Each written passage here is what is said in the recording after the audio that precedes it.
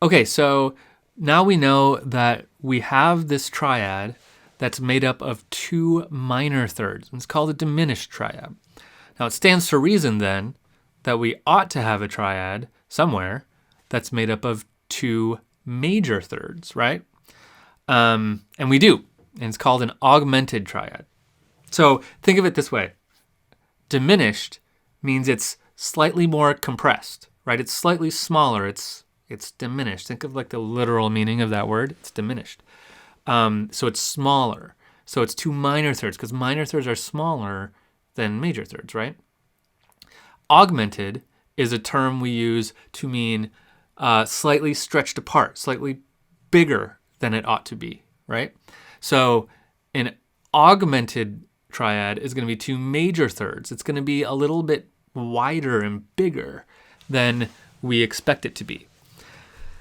Now, we've looked at our diatonic chord progression probably like 1,000 times now, and never once have I said at this point is the augmented triad, because while the augmented triad can exist, it does not naturally exist in a major key. What that means is that without altering something, you'll never get it, right? So sometimes we need to alter chords based on some other factors in our composition. Sometimes there's a melody that you just really want to go to this note that's not in key, and that's totally okay. Remember that what we're doing is focusing right now on being perfectly in key, but in reality, when we look at music, we're very rarely strictly always in one key at a time. We go outside of the key, and that's what gives our music extra color and flavor and stuff like that. So in order to make an augmented triad, we have to go outside of the key, but we can figure out exactly what it would be. Let's build one on C. We can build one wherever we want. So we need a major triad. So that's a major triad, C to E. And now we need another major triad from E to, it's going to be to G sharp. That's our augmented triad. You have to raise the fifth a little bit. You have to start on a major triad and then raise the fifth a little bit, or a major third and then raise the fifth.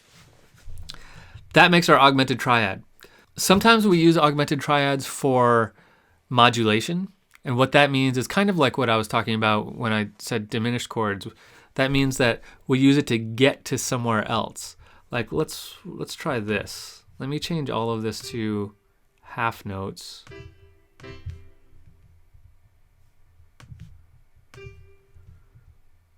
Okay, there's my augmented triad. And let's see if I can get it to resolve to something like, I think it's going to resolve well to an A minor chord.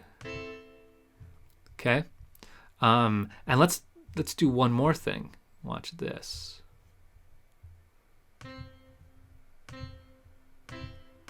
Okay, so what I've got here is, this is just a C. This is a C major triad, nothing funny about it. Now I have a C augmented triad, and now I have an A minor triad inverted, right? If we take this A and put it at the bottom, it's an A minor triad. But I'm going to put it at the top. It's going to sound a little bit better that way. Because what we're going to hear is this note, this G, move chromatically. So it's going to go G, G sharp, and resolve to A. Okay? So that's what we're going to hear in this. So this augmented chord is a transition chord. We're not going to sit on that chord for a long time. You know, it's not going to be a real pretty sound, but it's going to make this feel like the intended result. Like it's going to feel like where we were heading. So this is just a stop on the road to get to here. But it helps us get to here because that dissonance of that G sharp is going to push us up to that A. Let's hear it.